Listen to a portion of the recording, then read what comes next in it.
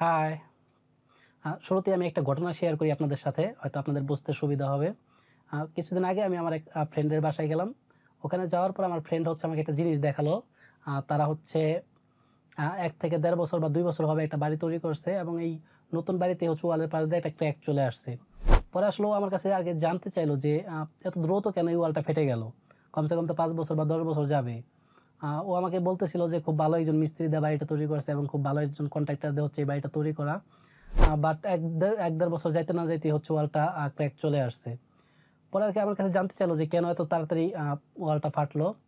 পরে ওকে আমি বেশ কিছু কারণ বললাম এবং ও কারণগুলা মিলাইলো। মিলানোর পর হচ্ছে দেখতে পেল যে ওরা যে কাজটা করেছে এখানে অনেকগুলা ত্রুটি ছিল, যে কারণে হচ্ছে ওয়ালটা এত দ্রুত হচ্ছে ফেটে গেছে। আসলে আমার কাছে মনে হয়েছে যে এই প্রবলেমটা আসলে সবাই ফেস করে। কম বেশি যারা এই নতুন বাড়ি তৈরি করছে তাদের ওয়ালই কোনো না কোনো দিক থেকে একটা ক্র্যাক চলে আসে বা ২ টা ক্র্যাক চলে আসে। তো হচ্ছে আমি আজকে আপনাদের সাথে একটু শেয়ার করি যে কি কারণে হচ্ছে ওয়ালটা ফাটছে। আপনারা বাড়ি তৈরি করার পর কোন জিনিসের উপরে একটু চেক দিলে হচ্ছে এই ত্রুটি থেকে বাঁচতে পারবেন। আমি আপনাদেরকে হাইলি রিকমেন্ড করব যে ভালো একজন ইঞ্জিনিয়ার দিয়ে তারপর হচ্ছে বাড়িটা তৈরি করবেন। আর যদি একান্তই আপনারা ইঞ্জিনিয়ার হায়ার না করতে পারেন, অর্থাৎ ১ তলা বা ২ তলা একটা বাড়ি তৈরি করবেন, চিন্তা করেন যে ইঞ্জিনিয়ারের যে টাকাটা দেব ওই টাকাটা আসলে এত টাকা কোথায় পাবো?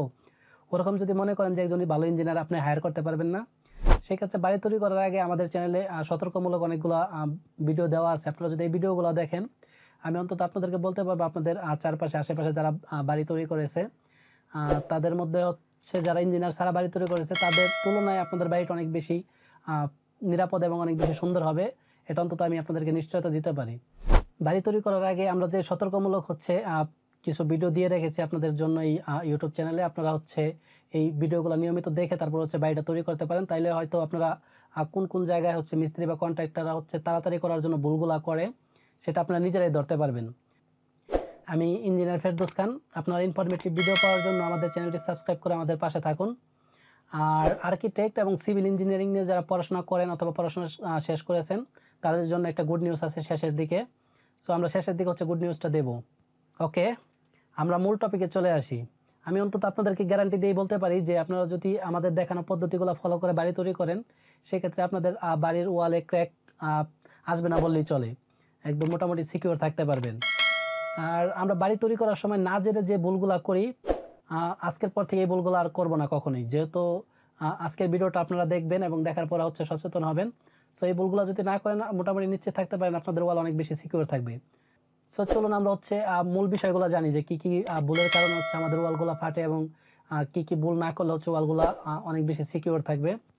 আজকে আমি আপনাদেরকে হচ্ছে ১২টা পয়েন্ট বলবো। এই ১২টা পয়েন্ট ধরে যদি আপনারা কাজ করতে পারেন, এই ভুলগুলো যদি না করেন, সেক্ষেত্রে মোটামুটি আপনাদের ওয়ালগুলো অনেক বেশি সিকিউর থাকবে। আশা করা যায় যে ক্র্যাক আসবে না বা ফাটল আসবে না।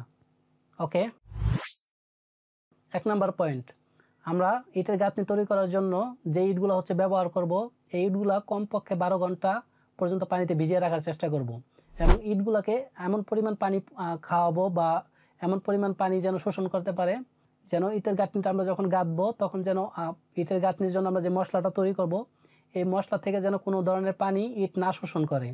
দেখেন, ইট যদি ওই মশলার পানিটা শোষণ করে নেয়, সেক্ষেত্রে হচ্ছে ইটের যে শক্তি, বন্ডিংয়ের যে শক্তিটা, সেটা অনেকটা কমে যাবে এবং আপনার গাঁথনির যদি শক্তি কমে যায়, সেক্ষেত্রে যদি আপনার বিল্ডিংয়ে ভূমিকম্প ছোটোখাটো একটা ঝাঁকুনি লাগে কিংবা হচ্ছে যে কোনো ছোটোখাটো একটা আঘাত লাগে, সেক্ষেত্রে আপনার ওয়ালটা ক্র্যাক চলে আসতে পারে। অতএব এমনভাবে ইটগুলো আমরা হচ্ছে ভিজিয়ে রাখবো যেন ইটের গাঁথনি তৈরি করার সময় গাঁথনির যে মশলাটা আছে এখান থেকে যেন কোনো ধরনের পানি শোষণ না করে। ওকে, ২ নাম্বার পয়েন্ট। ২ নাম্বার পয়েন্ট হচ্ছে আমরা ইট ভিজাবো অথবা ইটের মশলা তৈরি করব, এটা খুবই ভালো পানি দিয়ে করব। যে পানিটা আমরা আসলে পান করি, পানযোগ্য পানি দিয়ে হচ্ছে আমরা এই কাজটা করব। আমরা যদি আর্সেনিক পানি কিংবা হচ্ছে দূষিত পানি দিয়ে হচ্ছে আমরা এই কাজগুলো করি, সেক্ষেত্রে হচ্ছে আপনার ওয়ালের যেই শক্তিটা পাওয়ার কথা বা এই বন্ডিংয়ের যে শক্তি পাওয়ার কথা, এটা আপনি মূলত পাবেন না এবং কিছুদিন পর লোনা ধরে হচ্ছে আপনার ওয়ালটা নষ্ট হবে। সো আপনারা হচ্ছে সবসময় পানযোগ্য পানিটা ব্যবহার করবেন আসলে এই ক্ষেত্রে। এটা ছিল হচ্ছে আমাদের ২ নাম্বার পয়েন্ট। এখন হচ্ছে আমরা ৩ নাম্বার পয়েন্টে একটু দেখব। এখন হচ্ছে আমাদের ৩ নাম্বার পয়েন্ট। ৩ নাম্বার পয়েন্টে আপনাদের ইট যদি পুরাতন হয়, অনেকদিন আগের আনা হয় কিংবা হচ্ছে ফেলে রাখছেন, অনেকদিন কাজ করা হয় নাই। যদি ইট পুরাতন হয় এবং ইটের শ্যাওলা চলে আসে, আপনারা এই শ্যাওলাগুলি খুবই ভালোভাবে পরিষ্কার করে দিবেন। ধরেন তারের ব্রাশ আছে বা যেকোনো ব্রাশ দিয়ে হচ্ছে এই ইটগুলা ভালোভাবে পরিষ্কার করে দেবেন। যদি এইটা পরিষ্কার না করেন, সেক্ষেত্রে মশলার সাথে ইটগুলা খুব ভালোভাবে বন্ডিং হবে না আর বন্ডিং যদি না হয় সেক্ষেত্রে হচ্ছে ওয়াল ছোটোখাটো আঘাতেই আপনাদের ওয়ালগুলো ফেটে যেতে পারে। সো ইটটা খুব ভালোভাবে পরিষ্কার করে দিতে হবে। ওকে, এখন হচ্ছে আমাদের 4 নাম্বার পয়েন্টটা। 4 নাম্বার পয়েন্ট হচ্ছে আপনারা যখন ইট গাঁথবেন একটার উপর আরেকটা কিংবা হচ্ছে একটার পাশে আরেকটা, সেই ক্ষেত্রে হচ্ছে আপনারা চেষ্টা করবেন হচ্ছে ইটের যে থিকনেস থাকবে, অর্থাৎ মশলা যে ইটের মাঝখানে যে মশলাগুলো খাওয়াবেন, এই মশলাটা যেন 12 মিলিমিটার থেকে 18 মিলিমিটারের মধ্যে থাকে। এই মশলার যে থিকনেসটা থাকবে এটা খুব যেন মোটা না হয় এবং খুব বেশি যেন পাতলাও না হয়। এবং আপনারা যদি মিলিমিটারটা একটু কনভার্ট করেন, হয়তো হাফ ইঞ্চির মতো আসবে, হাফ ইঞ্চি দিয়ে আপনারা ইটগুলা গাঁথতে পারেন। যদি বেশি মোটা হয় সেক্ষেত্রে হচ্ছে আপনাদের বন্ডিংটা একটা সময় দুর্বল হয়ে যাবে এবং ওখান থেকে ক্র্যাক চলে আসতে পারে। সো এই জিনিসটা হচ্ছে আপনারা খুবই সতর্কতার সাথে হচ্ছে কাজটা করবেন। ওকে, 5 নাম্বার পয়েন্ট। 5 নাম্বার পয়েন্টটা হচ্ছে আপনারা যখন ইটের গাঁথনিগুলো করবেন সেক্ষেত্রে হচ্ছে যে জয়েন্টগুলো থাকবে এখানে খুব ভালোভাবে হচ্ছে মশলা দিতে হবে এবং পুরোটাই ফিল আপ করে দিতে হবে, বাইরে থেকে যেন ভিতরে না দেখা যায় বা ফাঁকা ফাঁকা যেন না থাকে আসলে। এবং এটা যদি আপনারা না করেন সেক্ষেত্রে হচ্ছে আপনার দেখা যাবে যে একটা সময় ড্যাম্পনেস চলে আসবে আসলে, পানিটা শোষণ করবে, পানি শোষণ করার পরে হচ্ছে আপনাদের ওয়ালটা নষ্ট করে ফেলবে এবং বন্ডিং দুর্বল হয়ে যাবে। সেক্ষেত্রে হচ্ছে একটা সময় ক্র্যাক চলে আসতে পারে। সো আপনারা যখন ইটের গাঁথনিগুলো করবেন সেক্ষেত্রে হচ্ছে পর্যাপ্ত পরিমাণ হচ্ছে মশলা দিয়ে তারপর হচ্ছে ইটের গাঁথনিগুলো করবেন, যেন কোনো ফাঁকা ফোঁকা না থাকে আসলে। ওকে, 6 নাম্বার হচ্ছে খুব ইম্পর্টেন্ট একটা পয়েন্ট। এটা হচ্ছে আপনারা যখনই ইটের গাঁথনিটা শুরু করবেন সমান সারফেসে, অর্থাৎ আপনি ছাদের উপর কিংবা হচ্ছে মেঝের উপর, ফ্লোরের উপর, এই সমতল যে সারফেসগুলোতে কাজ করবেন অথবা আপনি কলামের পাশে যে ওয়ালগুলা গাঁথবেন, সেক্ষেত্রে হচ্ছে যেখানে সমতল থাকবে আসলে এখানে আপনাদের কিছু কাজ করতে হবে। এটা হচ্ছে আপনি একটা হাতুড়ি নেবেন এবং হচ্ছে একটা ছেনি নেবেন, নেওয়ার পর হচ্ছে চিপিং করবেন। চিপিং জিনিসটা যারা না বোঝেন, আসলে চিপিং হচ্ছে আপনারা হাতুড়ি এবং হচ্ছে ছেনি দিয়ে হচ্ছে এবড়ো থেবড়ো করবেন, আসলে কিছু গর্ত টর্ত করবেন এবং ওখানে হচ্ছে আপনারা সিমেন্টের পেস্ট দিয়ে তারপর হচ্ছে ইটের গাঁথনিটা শুরু করবেন। তাহলে হচ্ছে অনেক বেশি বন্ডিংটা ভালো থাকবে এবং মোটামুটি আঘাত করা হলেও আপনাদের ওয়ালটা ক্র্যাক আসবে না বা ফাটবে না। সেক্ষেত্রে এটা আপনারা খুব গুরুত্ব নিয়ে করতে পারেন। আপনারা যদি চিপিংটা না করেন সেক্ষেত্রে আপনার ওয়ালটা খুব বেশি বন্ডিং শক্ত হবে না এবং ছোটোখাটো আঘাতে আপনাদের ওয়ালটা ক্র্যাক চলে আসতে পারে। সো এটা খুব গুরুত্বপূর্ণ একটা টপিক ছিল। এই কাজটা আপনারা অবশ্যই করবেন। সমতল সারফেসে কাজ করার আগে আপনারা চিপিং করেই নেবেন মাস্ট। 7 নাম্বার পয়েন্ট, আপনারা চেষ্টা করবেন একদিনে 4 ফিট বা 4.5 ফিটের উচ্চতার বেশি গাঁথনি না করার জন্য এবং এটা খুব সতর্কতার সাথেই করবেন, একদিনে যেন 4 ফিট বা 4.5 ফিটের বেশি গাঁথনি না করা হয়।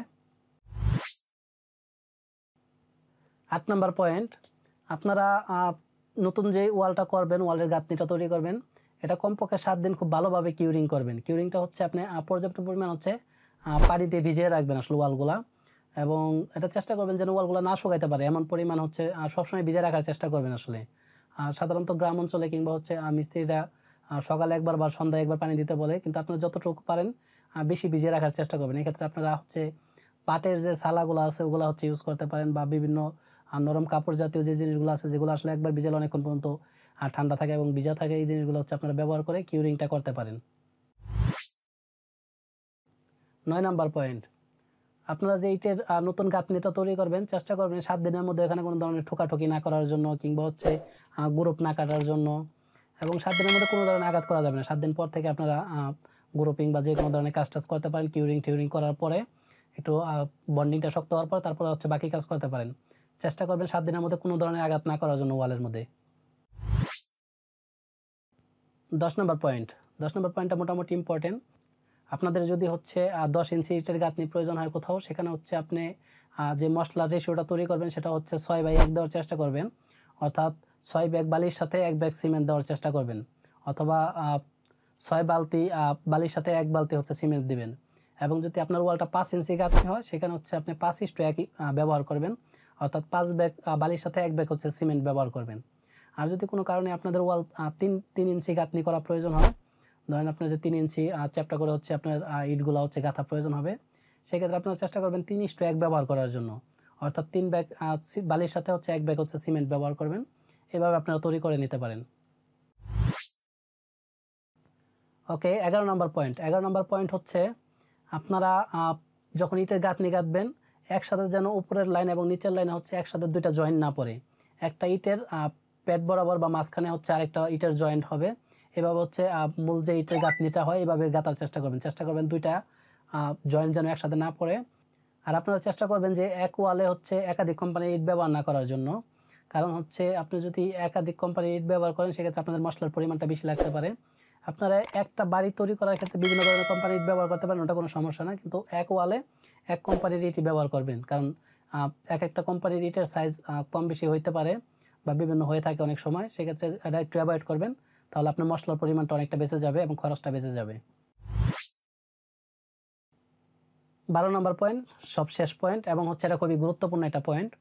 আপনারা যখনই বাড়ি তৈরি করবেন, যেই ওয়ালে হচ্ছে দরজা থাকবে বা জানলা থাকবে, চেষ্টা করবেন পুরো ওয়ালটাই হচ্ছে আপনারা লিন্টেল বিম টানার জন্য, শুধুমাত্র দরজার উপরে বা জানলার উপরে টানবেন না। সবচেয়ে ভালো হয় পুরো বাড়ি জুড়ে যদি আপনারা লিন্টেল বিমটা টানতে পারেন, এটা খুবই ইম্পর্টেন্ট।